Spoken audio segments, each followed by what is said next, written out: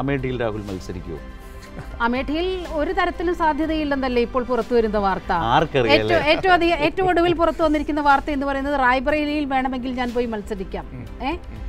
KL Sharma അങ്ങനെ പറയുന്ന, എനിക്ക് തോന്നുന്നു KL ശർമ്മയാണെന്ന് തോന്നുന്നു.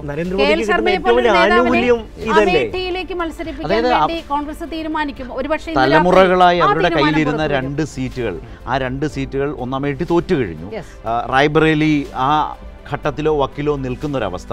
ഈ 2 മണ്ഡലങ്ങൾ, ഈ ഇന്ത്യ മഹാരാജ്യത്തെ പതിറ്റാണ്ടുകളായി അവർക്കൊപ്പമുള്ള 2 മണ്ഡലങ്ങൾ സംരക്ഷിക്കാൻ കഴിയും വിധം സുപ്രധാന തീരുമാനങ്ങൾ ആർജവത്തോടെ സമയത്തെടുക്കാൻ കഴിയാതെ നാളെ നോമിനേഷൻ അവസാനിക്കുകയാണ്.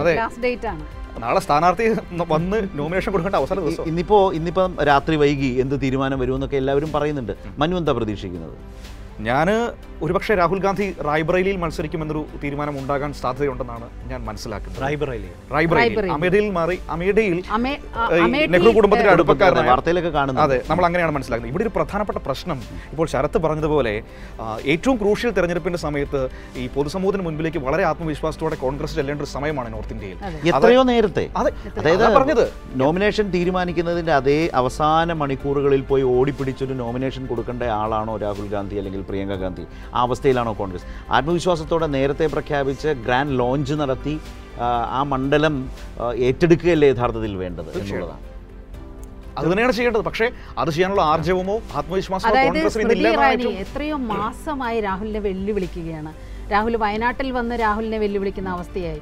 നിങ്ങൾക്ക് ധൈര്യമുണ്ടെങ്കിൽ അമേഠിയിൽ വന്ന് മത്സരിക്കൂ. നിങ്ങളുടെ കൈവെള്ളയിൽ നിങ്ങൾ എത്രയോ കാലം കൊണ്ടു നടന്ന മണ്ഡലമാണ്. സ്മൃതി ഇറാനി വലിയ വെല്ലുവിളി, അതായത് രാഹുൽ ഗാന്ധി അങ്ങേയറ്റം അപഹസിക്കുന്ന രീതിയിൽ വരെ സ്മൃതി ഇറാനി സംസാരിക്കുന്ന ഒരു സാഹചര്യമുണ്ടായി. ഒരു ആത്മാഭിമാനത്തിൻ്റെ ഒരു കണികയുണ്ടെങ്കിൽ ഇതുപോലൊരു ദേശീയ നേതാവ് ഇത്തരം വെല്ലുവിളികളെ സ്വമേധയെ ഏറ്റെടുക്കണ്ടേ?